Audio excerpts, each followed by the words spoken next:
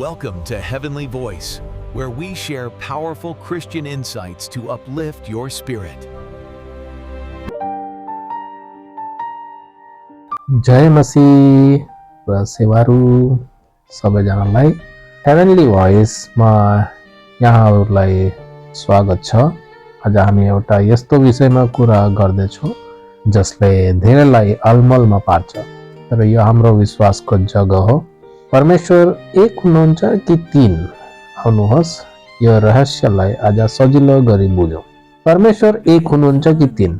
हाम्रो परमेश्वर एकै हुनुहुन्छ, तर उहाँ तीन व्यक्तित्वमा प्रकट हुनुभएको छ, पिता, पुत्र र पवित्र आत्मा। यो सुन्दा अलि अचम्म लाग्न सक्छ, तर एउटा परमेश्वर भित्र प्रेम र संगतिको एउटा गहिरो रहस्य छ। ती तीनै व्यक्तित्वहरू एकै हुनुहुन्छ, तर उहाँहरूको काम र भूमिका भने फरक फरक छ। बाइबलमा यसलाई बुझाउने धेरै उदाहरणहरू छन्।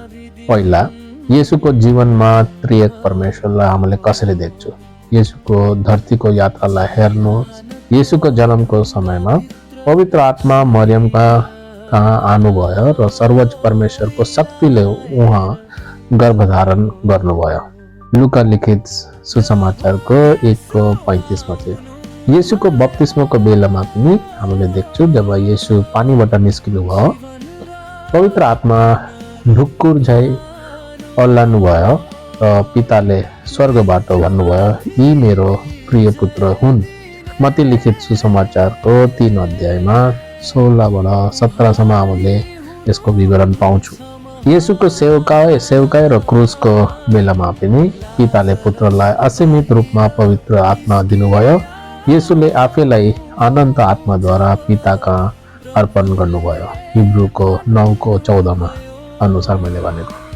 दोस्रो, हाम्रो क्रिस्टीय जीवनमा त्रिएक परमेश्वरको योगदान। हाम्रो व्यक्तिगत जीवनमा पनि यी तीनै व्यक्तित्वहरू सक्रिय हुनुहुन्छ। मुक्तिको टाइममा पिताले हामीलाई पवित्र आत्माद्वारा नयाँ जन्म दिनुभयो, जुन आत्मा येशू ख्रिस्ट मार्फत हामीमा खन्याएको छ। तीतसको पत्रीमा हामीले पाइन्छौँ 3 अध्यायको 4बाट 6सम्म। बप्तिस्म र प्रार्थनाको समय पनि हामी पिता, पुत्र र पवित्र आत्माको नाममा बप्तिस्मा लिन्छौँ। हामी पितालाई प्रार्थना गर्छौँ येशूको नाममा र पवित्र आत्माको शक्तिमा। अर्को सार्वजनिक भनाइ पनि प्रसिद्ध बाइबल व्याख्याता C.H. स्पर्जनले भन्नुभएको छ, पवित्र आत्माले हाम्रो प्रार्थना लेखिदिनुहुन्छ, पुत्रले त्यो प्रार्थना पेश गर्नुहुन्छ र पिताले त्यसलाई ग्रहण गर्नुहुन्छ। तेस्रो बुँदा हो सेवकाई र मण्डलीमा पनि उहाँहरूको भूमिका प्रशस्त छ। वरदानहरू फरक होला, तर दिने आत्मा एउटै हुनुहुन्छ। सेवा फरक होलान्, तर प्रभु पुत्र एउटै हुनुहुन्छ। काम फरक होला, तर गर्ने परमेश्वर पिता एउटै हुनुहुन्छ। पहिला कोरिन्थीको 12 अध्यायको 4बाट 6को अनुसार मैले भनेको। मण्डली एउटा मन्दिर हो जहाँ परमेश्वर पवित्र आत्माद्वारा वास गर्नुहुन्छ र येशूको उपस्थिति उहाँ एउटा ढुङ्गाको रूपमा हुनुहुन्छ। चौथो बुँदा हो अधिकार र एकता। यी तीनै व्यक्तित्वहरू ईश्वरीय स्वभावमा समान हुनुहुन्छ, तर अधिकारको केन्द्र पिता हुनुहुन्छ। येशूले भन्नुभयो कि कुन समयमा के हुन्छ त्यो पिताले आफ्नो अधिकारमा राख्नु भएको छ। प्रेरितको 1 अध्यायको 7 अनुसार। अन्तमा पुत्रले सबै राज्य पितालाई सौंपिदिनुहुन्छ, ताकि परमेश्वर नै सबैमा सबै हुनुभएको होस्। तसाथ हामी तीनजना ईश्वरलाई होइन, तर एकै परमेश्वरलाई पुज्छौँ, जो तीन व्यक्तित्वमा हामीलाई प्रेम गर्नुहुन्छ। आशा छ आजको यो कुराकानीले तपाईँको आत्मिक बुझाइलाई अझै प्रशस्त बनायो होला।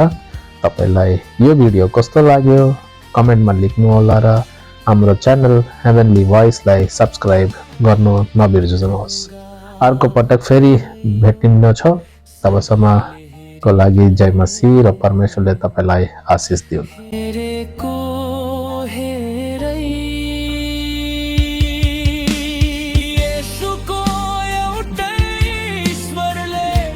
धन्यवाद। कृपया हाम्रो च्यानल लाइक, शेयर र सब्स्क्राइब गर्नुहोला र अपडेट्सको लागि बेल आइकन दबाउन नबिर्सनुहोला।